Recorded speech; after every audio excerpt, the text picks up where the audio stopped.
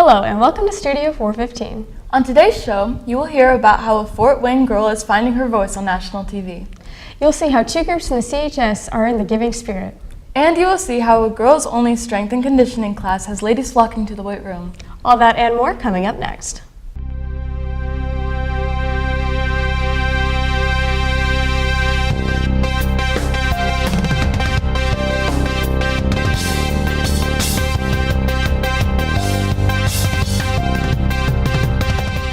Welcome to Studio 415. I'm Emily Voigt. And I'm Amelia Cisna. Fort Wayne tends to find a negative spotlight when it comes to the national media.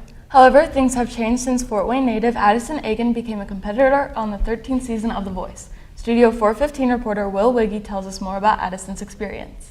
Addison Agen is taking off a semester from Concordia to pursue her dreams of becoming a musician by competing on The Voice. Tough enough when she's bruised and gets used by a man who can't love. This all started from one email from her Spanish teacher to her mother. Well, I'd always thought of it more as a dream and not of something that could be a reality. And actually my Spanish teacher emailed my mom after she had heard me sing the national anthem just randomly at a volleyball game, and emailed my mom and said, hey, there's one more slot at the open calls for Chicago. After receiving one of the final spots in Chicago, Addison's life changed in the best way possible.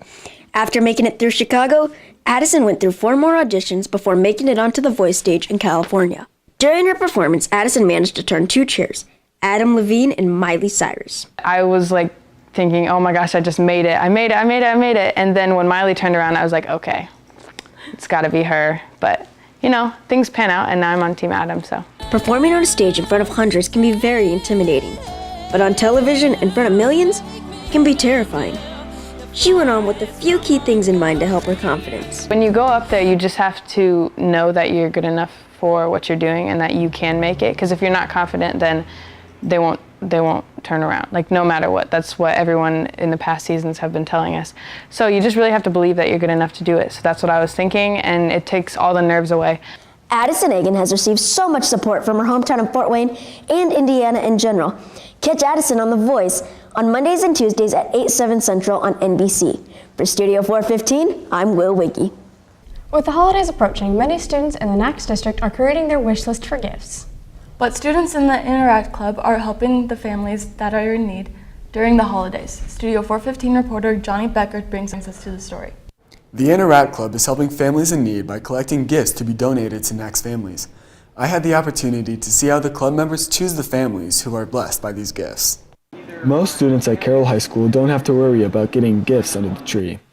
But there are some families who have to sacrifice their wants for their needs. The Interact Club is trying to change this with the NACS Christmas Families program. Starting in October, NACS faculty start to nominate families that may need some assistance during the holiday season. It is then up to the e-board of the Interact Club to select the families that warrant the most help. We just kind of look at the backgrounds that were given. It's all anonymous, so we really only know kids' age, number of kids in the family, maybe a little bit of background information, but we don't know specifics.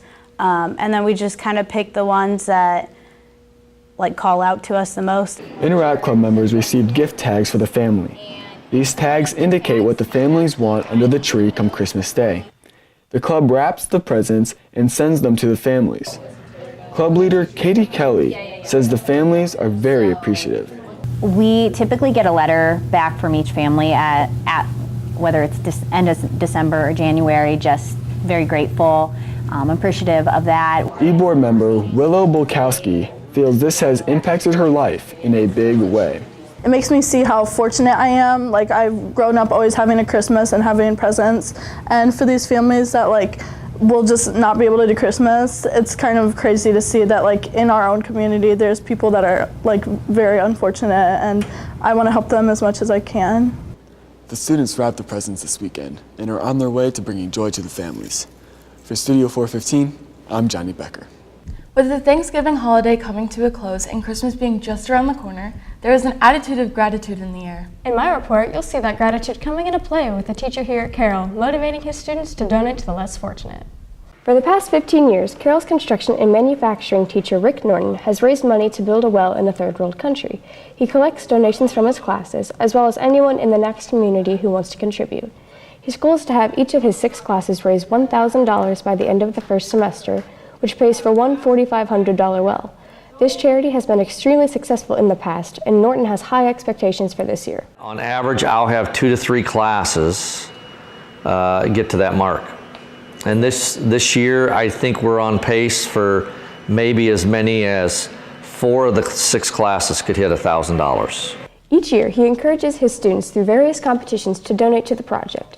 When classes get to certain amounts, they receive awards, such as a pizza party. These competitions keep students motivated to donate throughout the semester.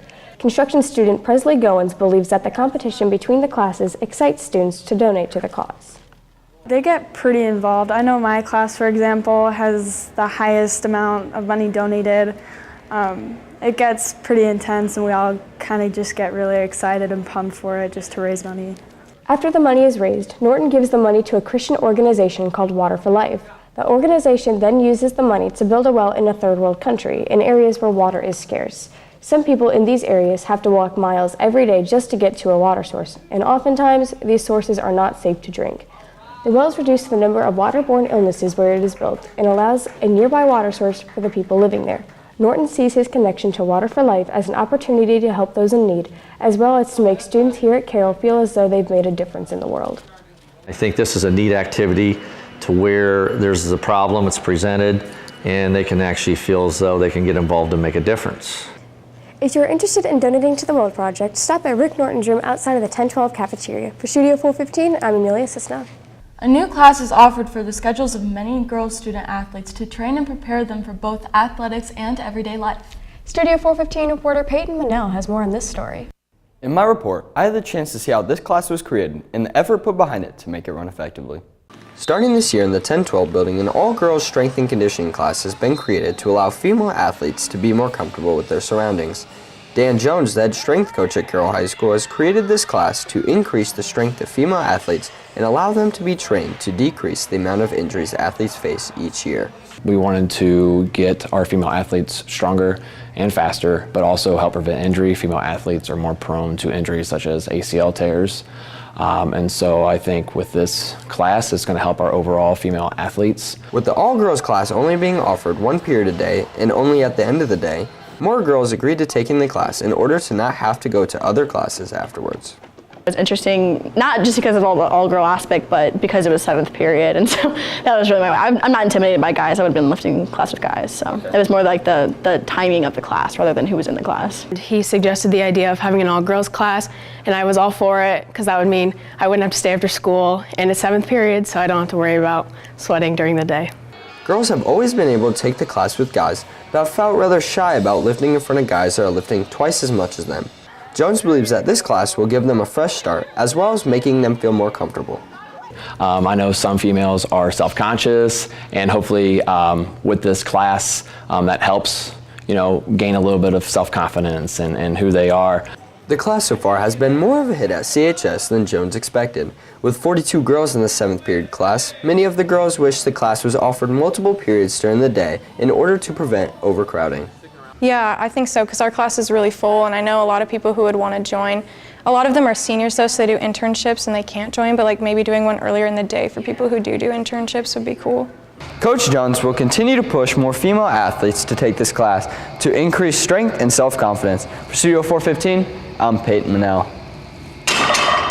That's all we have today. Thanks for watching. If you have any story ideas that you would like to see covered, mention them to any of the students in the credits or Mr. Johnston. For all of us here at Studio 415, have a great week, Carroll.